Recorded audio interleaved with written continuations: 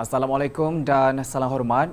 Hanya kerana gagal mendapatkan wang, seorang lelaki bertindak kejam apabila menembak mati ibu, adik, anak saudara dan teman lelaki ibunya selepas mereka bertengkar.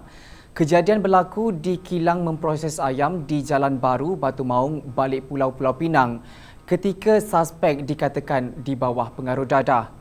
Suspek Chun Chun Wah kemudiannya ditembak mati polis selepas diburu berhampiran bank di Jalan Air Hitam pada 14 Julai. Itu antara berita jenayah terpilih dalam kalender jenayah edisi 16 Julai 2016. Saksikan.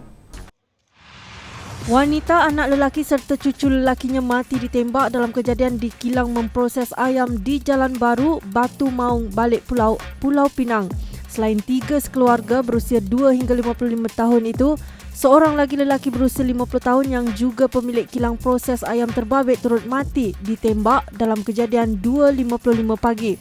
Ketua Jabatan Siasatan Jenayah Negeri Datuk Razarudin Hussein berkata, suspek adalah anak kedua kepada wanita berusia 55 tahun itu dan dia dikatakan berang kerana tidak mendapat wang untuk membeli dadah. Ketika kejadian, semua mangsa sedang tidur dalam kontena yang dijadikan tempat tinggal di kilang memproses ayam itu. Suspek berusia 32 tahun yang bersenjatakan pistol kemudian melarikan diri dengan menaiki Toyota Hilux milik tauke ayam berkenaan dan polis kini sedang memburunya.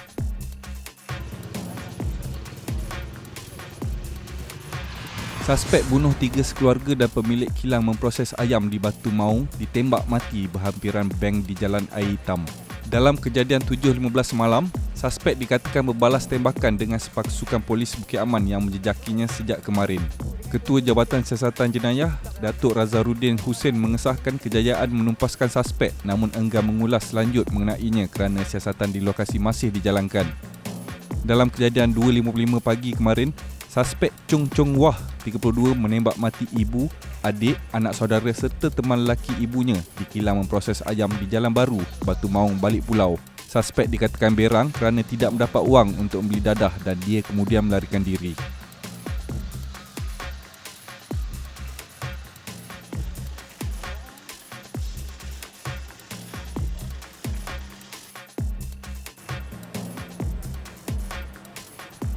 Dua pemandu bas ekspres ditahan kerana disyaki positif dadah dalam operasi bersepadu pengangkutan awam sempena Ops Selamat 9 di perhentian bas Terminal 1 Seremban Negeri Sembilan. Kedua-dua lelaki berusia 40-an itu memberikan alasan tahan mengantuk dan perlu menempuh perjalanan jauh. Ketua Jabatan Ketenteraman Awam dan Trafik Negeri Superintenden Mat Dali Wahid berkata, mereka antara 37 pemandu bas dan teksi yang diperiksa.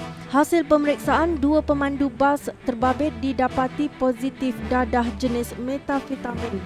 Seorang daripadanya baru tiba selepas memandu dari Butterworth, Pulau Pinang, manakala seorang lagi mahu memulakan perjalanan ke Ipoh, Perak. Kes siasat mengikut Seksyen 3, Kurungan 1 Akta Penagihan Dadah, Kurungan Rawatan dan Pemulihan 1983. Gerakan Banteras Aktiviti Haram GBAH mengesan sekurang-kurangnya 100,000 pusat judi haram beroperasi di seluruh negara dengan anggaran kira-kira 1 bilion ringgit sehari dikutip hasil daripada kegiatan haram itu. Ketua Sekretariat GBAH Yusof Azmi berkata, Selangor dan Kuala Lumpur antara negeri yang didapati mempunyai pusat judi haram paling tinggi dengan setiap kawasan parlimen mempunyai sekurang-kurangnya 1,000 premis yang melakukan aktiviti terbabit. GBAH adalah gabungan 200 pertubuhan bukan kerajaan NGO Islam untuk membantu pihak berkuasa menghapuskan aktiviti perjudian yang selama ini merosakkan kehidupan umat Islam di negara ini. Menerusi kerjasama itu, semua maklumat yang diterima di seluruh negara akan disalurkan serta-merta kepada pihak berwajib untuk tindakan segera kerana gejala berkenaan semakin membimbangkan dan tidak terkawal. PC ni pun sebab penduduk dan juga penduduk kampung ni di sekitar Kuala Lumpur ni memang dah kata anak-anak mereka rosak sebab judi ni. Kalau kita difahamkan memanglah judi ni kalau kehendak kan, kalau orang pergi, kalau ada pun kalau tak ada nak pergi pun dia tak buka, di mana tidak ada permintaan tak adalah Tak adalah benda ni, tetapi benda ini harus dihentikan segera dan kita rasa harus dihapuskan ya. Kalau tak, benda ini akan merosakkan masyarakat kita dan kita tak tahu sampai bila. Seorang penguatkuasa agensi anti dadah kebangsaan AADK cedera ketika cuba mengelak rempuhan penunggang motosikal yang cuba melarikan diri daripada pemeriksaan sekatan jalan raya dalam operasi bersepadu Ops Hari Raya di Jalan Tunku Abdul Rahman dan Jalan Tun Fatimah. Biarpun luka di tapak tangan kiri, penguatkuasa berusia 30-an itu bernasib baik kerana berjaya mengelak penunggang motosikal berusia 20 tahun yang diuji positif metafetamin. Operasi yang diketuai Jabatan Pengangkutan Jalan JPJ itu turut mendapati lelaki yang merempuh sekatan jalan itu tidak mempunyai lesen memandu, motosikal tidak mempunyai cukai jalan dan insurans selain kesalahan ubah suai motosikal. Pengarah JPJ Negeri Muhammad Fadil Hassan berkata, dalam operasi itu 750 kenderaan diperiksa dan pihaknya mengeluarkan 335 notis saman membabitkan pelbagai kesalahan. Dalam operasi itu, AADK turut menahan 6 lelaki berusia 20 hingga 37 tahun yang positif dadah jenis ganja dan metafetamin.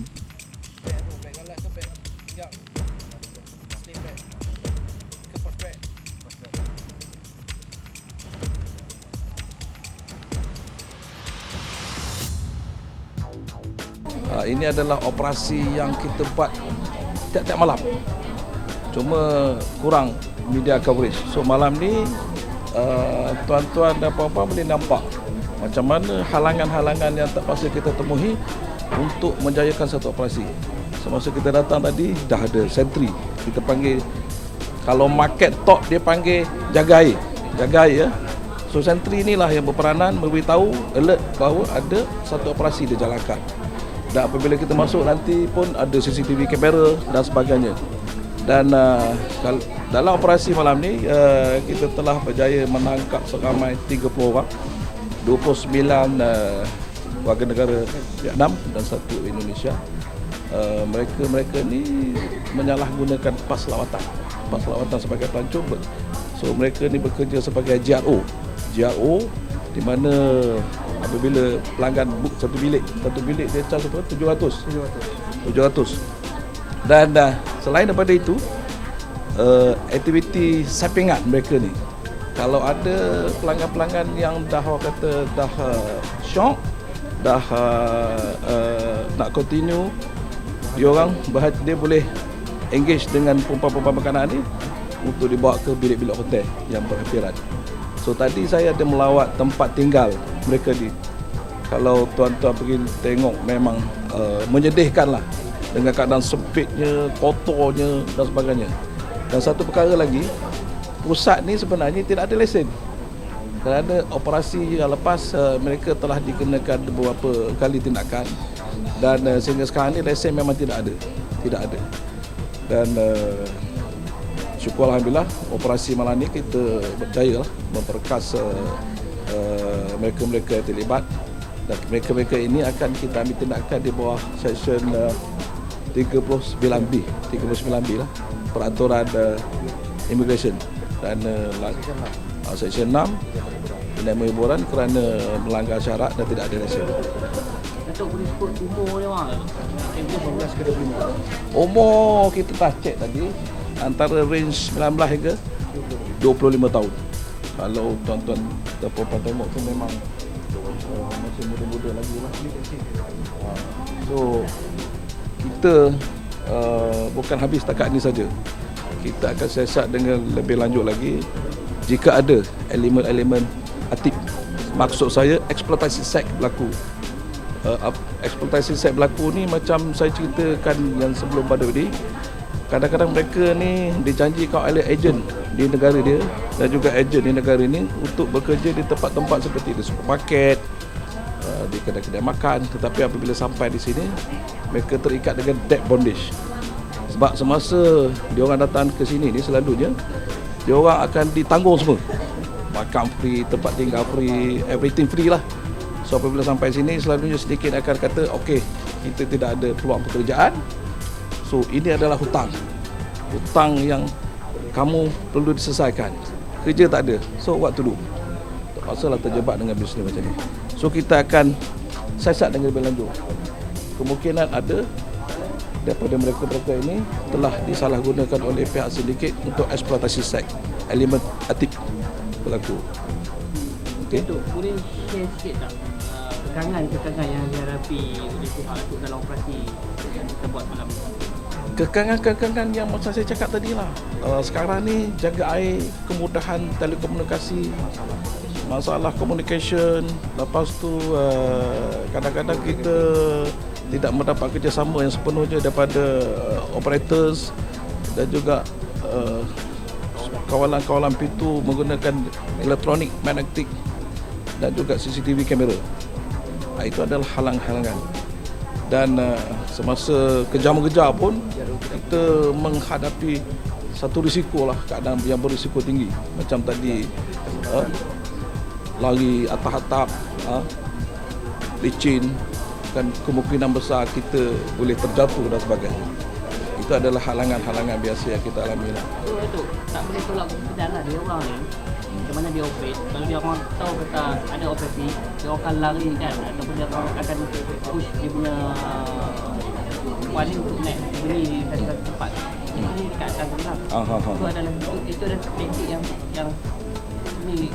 Banyak cara taktik dia, banyak cara. Ini adalah salah satu daripada cara. Dan setengah-setengah tempat tu dia ada satu pintu keselamatan, pintu rahsia.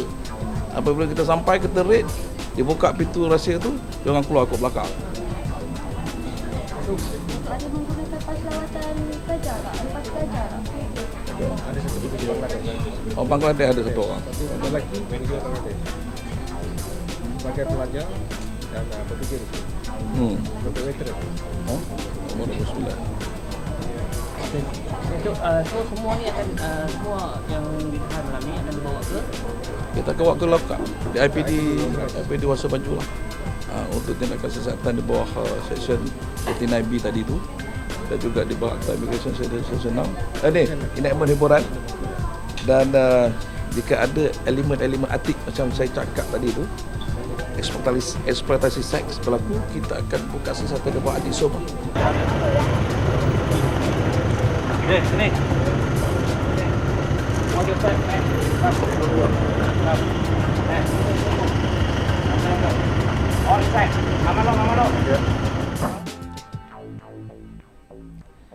Baiklah, sekian sahaja kalender jenayah minggu ini. Terus ikuti kami di laman web harian Metro di www.hmetro.com.my, dan untuk berita bervideo ikuti kami di laman YouTube di Metro TV.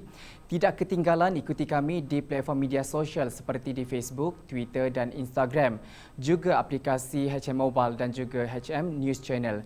Jumpa lagi minggu hadapan. Saya Mazizul Dani. Salam hormat dan Assalamualaikum.